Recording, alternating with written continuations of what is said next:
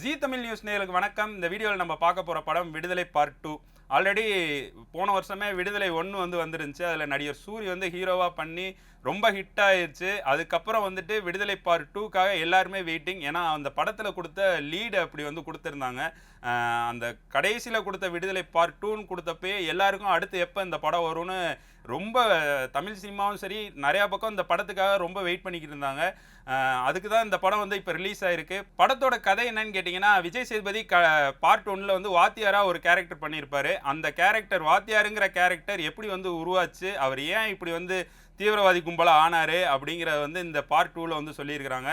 படம் ஆரம்பிக்கும் போதே இவர் ஆல்ரெடி போன பார்ட்லேயே அரெஸ்ட் பண்ணி வச்சுருப்பாங்க. அவர் அரெஸ்ட் பண்ணி இருக்கிற இடத்துல இருந்து பாதுகாப்பு இல்லைன்னு சொல்லி இன்னொரு இடத்துக்கு ஷிஃப்ட் பண்ணுறாங்க. அவர் ஷிஃப்ட் பண்ணும்போது அங்கே இல்லை போலீஸுக்கிட்ட இவர் தன்னோட வாழ்க்கையை சொல்கிறாரு. அதான் எப்படி இதுக்கு வந்தேன், எதனால் இதுக்கு மாறினேன் அப்படிங்கிறதெல்லாம் ரொம்ப தெளிவாகவே இந்த இதில் சொல்கிறாரு. அது மட்டும் இல்லாமல் பண்ணையர்கள் முன்னொரு காலத்தில் எப்படி ஒரு ஒரு சமூக மக்களை மட்டும் அடிமையாக வச்சுருந்தாங்க அப்படிங்கிறத ரொம்ப டீட்டெயில்டாக வெற்றிமாறன் சார் சொல்லியிருக்கிறாருன்னு தான் சொல்ல முடியும். ஏன்னா ரொம்ப அடிமைத்தனமாக மட்டும் இல்லாமல், அதாவது ஒரு கல்யாணமாகி ஒருத்தவங்க ஒரு பெண்ணை வீட்டுக்கு கூப்பிட்டு வந்தால் ஃபஸ்ட்டு எடுத்தோடனே அவங்க வீட்டுக்கு போயிட்டு தான் அந்த பெண் இவங்க வீட்டுக்கு வரணும் அப்படிங்கிற மாதிரிலாம் நிறையா ரூல்ஸ்லாம் அந்த காலத்தில் வச்சு ரொம்ப கொடுமைப்படுத்தியிருக்காங்க அப்படிங்கிறதெல்லாம் ரொம்ப டீட்டெயில்டாக சொல்லி, அதனால் பாதிக்கப்பட்ட பாதிப்புனால ஒரு சின்ன வாத்தியாராக இருந்த விஜய் சேதுபதி இவ்வளோ பெரிய ஒரு இயக்கத்துக்கு தலைவராகி அந்த ஒரு ஊரே இல்லாமல் ஒரு பெரிய இயக்கத்தையே நடத்திட்டு வந்தது தான் மொத்த படமும் சொல்லலாம். விஜய் சேதுபதி சாரோட நடிப்பு எப்பயுமே சொல்ல வேணாம், எல்லா படத்துலையுமே டிஃப்ரெண்ட்டாக இருக்கும். இந்த படத்துலையும் சரி ரொம்ப டோட்டலாக டிஃப்ரெண்ட்டான ஒரு விஜய் சேதுபதி சாரை பார்க்க முடியும். ஏன்னா உருவ அமைப்பாக இருக்கட்டும், அந்த ஒவ்வொரு கேரக்டராக இருக்கட்டும், படம் ஃபுல்லாகவே அவர் வர எல்லா சீனுமே ரொம்ப ஒரு டச்சபிள் சீனாகவே இருக்கும். அந்த மாதிரி ரொம்ப பயங்கரமாக நடிச்சிருக்கிறாரு.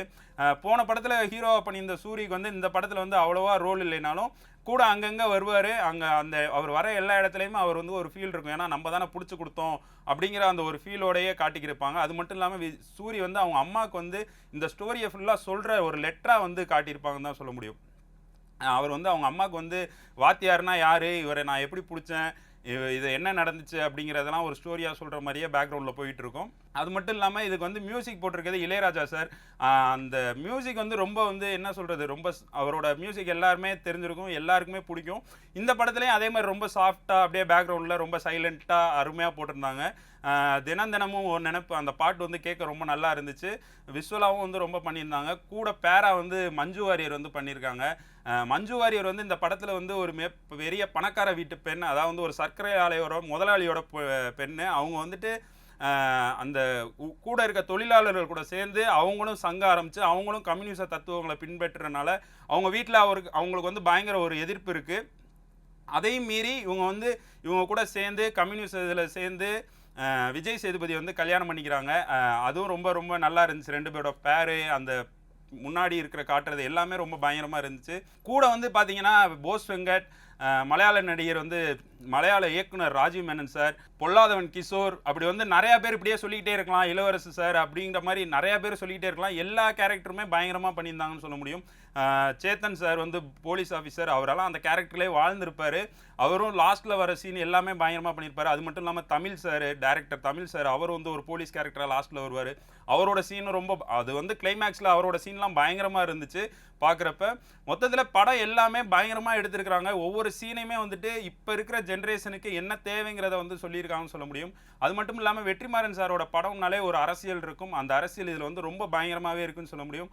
கம்யூனிசமும் தீக்காவும் இல்லைன்னா இப்போ இருக்க வளர்ச்சி நம்மள்கிட்ட இருக்காது அப்படிங்கிறத ரொம்ப அடித்து சொல்லியிருக்காருன்னு சொல்ல முடியும். ஏன்னா அதுதான் உண்மை அப்படிங்கிறத ரொம்ப டீட்டெயிலாக சொல்லியிருக்காரு. அதுக்கு பயங்கரமான ஒரு எதிர்ப்பு இருக்குங்கிறத தெரிஞ்சும் இந்த படத்தை எடுத்திருக்கிறாங்கன்னு சொல்ல முடியும். ஏன்னா கம்யூனிச தத்துவம் எல்லாருக்குமே எல்லாமே சமமாக கொடுக்கணும். அதுவும் தொழிலாளிகளுக்கு அவங்களுக்கான ஊதியத்தை கொடுக்கணும். அதை கொடுக்கலைன்னா இவங்க எப்படி போராடுவாங்க அப்படிங்கிறத ரொம்ப அழகாக காட்டியிருக்கிறாரு. கிஷோர் சார் தான் இவரை வழி நடத்துவார். அதுக்கப்புறம் கிஷோர் சாருக்கு ஒரு சம்பவம் ஆயிரும். அதுக்கப்புறம் இவர் எதனால் இப்படி ஆனார் அதெல்லாம் ஃபுல் டீட்டெயில் நீங்கள் படம் பார்க்குறப்ப பார்த்தீங்கன்னா உங்களுக்கே தெரியும். ரொம்ப பயங்கரமாக காட்டியிருக்கிறாங்க. அடுத்து வேல்ராஜ், அவர் கேமரா ஒர்க் ஒவ்வொரு சீக்வன்ஸுமே பயங்கரமாக காட்டியிருக்கிறாரு. ஒவ்வொரு ஷாட்டுமே பார்க்க அவ்வளோ அழகாக இருக்கும். ஏன்னா மலை சைடு அதெல்லாம் இருட்டில் தான் நிறையா சீன்ஸ் வேறு. எல்லாமே அழகாகவும் இருந்துச்சு. ரொம்ப பார்க்க நமக்கு வந்து அதான் கேமரா ஒர்க் தான் வந்து ரொம்ப முக்கியம். அதை வந்து பயங்கரமாக கொடுத்துருக்காங்கன்னு சொல்ல முடியும். அடுத்து வந்து பார்த்தீங்கன்னா மொத்தம் டெக்னீஷியன் டீமுமே இதுக்கு வந்து ரொம்ப எஃபோர்ட் போட்டு ஒர்க் பண்ணியிருக்காங்க. ஏன்னா அதில் வந்து ஒரு ஃபைட் சீக்வன்ஸ் இருக்குது ஒரு காட்டுக்குள்ளே, அதாவது அந்த பண்ணையார்கள்லாம் ஒரு கொல்ற ஒரு சீன்ஸு, அந்த சீன்லாம் வந்து பயங்கரமான ஒரு ஸ்டன் பண்ணியிருக்காரு. விஜய் சேதுபதி சாராக இருக்கட்டும் எல்லாருமே வந்து, ஏன்னா அந்த ஃபைட் சீனே வந்து ரொம்ப பயங்கரமாக எடுத்திருக்கிறாங்க அந்த லைட்டில். அதெல்லாம் வந்து ரொம்ப பயங்கரமாக இருந்துச்சு பார்க்குறப்ப.